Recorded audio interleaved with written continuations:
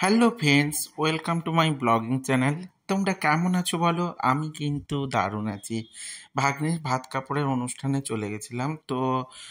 সেখানে গিয়ে দেখো সবাই বসে আছে, দিদি জামাইবাবু আর দিদি বড় বৌমা ছোট বৌমা সবাইকে নিয়ে দাঁড়িয়ে আছে। তো আমি ব্লগগুলো শর্টস আকারে কিছুটা দিয়েছি তোমাদেরকে, আরও কিছু বাকি আছে সেগুলো তোমাদের দিয়ে দেবো। আমার সঙ্গে জুড়ে থাকলেই তোমরা সব কিছুই দেখতে পাবে। তো দেখো ভাগ্নে আর ভাগ্নে বউ দুজনে দাঁড়িয়ে পড়েছে, আর পাশে বড় বৌমা এবং তোমার বড় ভাগ্নে দাঁড়িয়ে পড়েছে। ওদেরকে কেমন লাগছে বলো? তো বেশ সুন্দর লাগছিল, লাল সব। তো বিয়ের রঙই লাল। তো সেক্ষেত্রে খুব সুন্দর লাগছিল ওদেরকে দেখতে।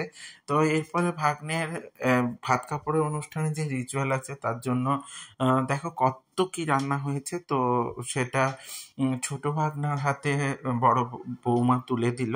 তো তুলে দেওয়ার পর ও আজ থেকে ভাগ্নে বউয়ের ভাত কাপড়, সাজগোজ সব কিছুর দায়িত্ব নেবে বলে অঙ্গীকার করছে।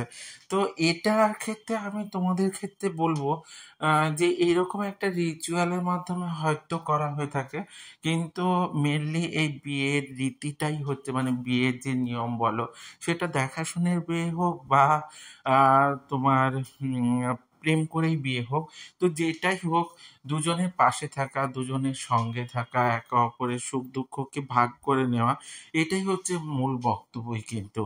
তো এটাকে সুন্দরভাবে পালন করুক ওরা, এবং দুজনে মিলে খুব ভালো করে থাকুক, একটা সুন্দর সংসার গড়ে তুলুক, নতুন করে নতুনভাবে একটা পরিবার গড়ে তুলুক, এটাই হচ্ছে বক্তব্য হওয়া উচিত। তো ভাতের সঙ্গে সঙ্গে কাপড়ের যেখানে মানে যে থালাটা ছিল, তো কাপড়, সোনার গয়না, আর হচ্ছে আলতা সিঁদুর, যেগুলো হচ্ছে এ অস্থির জন্য কেনা হয়ে থাকে, ও সবগুলোই কিন্তু ভাগ্নে বউয়ের হাতে তুলে দেওয়া হচ্ছিল। তো ভাগনা তুলে দিচ্ছিল এবং বিভিন্ন রকম অঙ্গীকার করছিল। সেই সময় প্রচুর ধরনের আনন্দ হাসি মজাক হচ্ছিল এবং অনুষ্ঠানটা বেশ জমজমাটি হয়ে উঠেছিল। এটা একটা রীতি হিসাবেই বাঙালিদের নিয়মের মধ্যেই পড়ে বিয়ের, কিন্তু এই যে রীতিগুলো আমরা করি এতে কিন্তু বক্তব্যই হচ্ছে শুধু যে ছেলেরা মেয়েদের দায়িত্ব নেবে তা নয়, মেয়েরাও কিন্তু ছেলেদের দায়িত্ব নেবে। এটা কিন্তু ভাগনা বউ নিয়েছিল। তো ও বলেছিল, মানে প্রিয়াঙ্কা বলেছে যে তোমার সমস্ত সারা জীবনের সুখ দুঃখ এবং আনন্দ এবং খারাপ পরিস্থিতি সবের মাঝখানে আমি থাকবো তোমার সঙ্গী হয়ে, কখনোই তোমাকে ছেড়ে যাব না। এটাই হচ্ছে আসল হওয়া উচিত।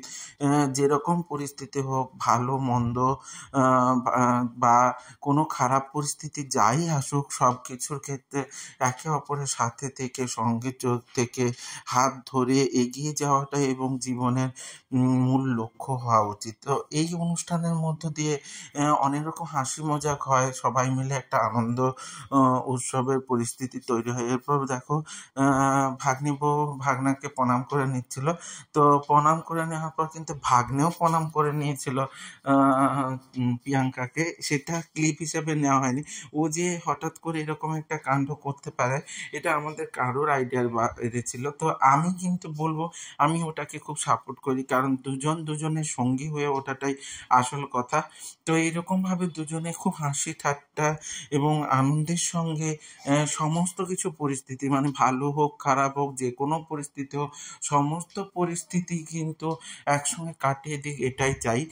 এবং ওরা খুব ভালো থাকুক। দেখো প্রিয়াঙ্কা ভাতের থালা এবং কাপড়ের থালা নিয়ে ফটো তুলছে। ফটোগ্রাফাররা তো ফটো তুলতে ছাড়বে না, ওদের ওটাই কাজ। ওরা সুন্দর সুন্দর মোমেন্টগুলোকে আরও সুন্দর করে তোলে। তো দুজনকে দেখো বেশ ভালো লাগছে, এইভাবে সুন্দরভাবে কাটা গোড়া এবং ভালো থাকো। ওদের সঙ্গে সবাই ক্লিপ তুলে নিচ্ছিল। তো এই ব্লগটাতে তোমাদের মোটামুটি আমি পুরোটাই দেখালাম। এইবারে দেখো দিদি জামাইবাবু দের সঙ্গেও ফটো তুলে নিচ্ছিল।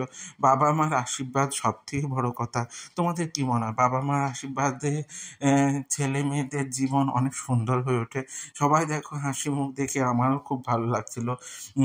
সবাই দেখো বড় ভাগনা বউ, দিদি জামাইবাবু, ছোট ভাগনা বউ। আর পুচকিটা তো কোথায় গেছে তা খুঁজেই পাওয়া যাচ্ছে না, মানে বড় ভাগনার মেয়েটা, ওটা নাতনি, ওই দেখো চলে এসছে। ও একটু, ওকে ধরে রাখা যাচ্ছে না, ও বিভিন্ন জায়গায় ছুটছে। তো এইভাবে আনন্দের সঙ্গে কিন্তু কাটছে। এইভাবে আমার ব্লগগুলোতে তোমরা জুড়ে থাকতে গেলে অবশ্যই লাইক কমেন্ট শেয়ার করো। এই দেখো ভাগনা প্রিয়াঙ্কাকে খাইয়ে দিচ্ছে, প্রিয়াঙ্কাও খাইয়ে দেবে। তো যদি ব্লগগুলো ভালো লেগে থাকে তাহলে লাইক কমেন্ট শেয়ার করে দিও।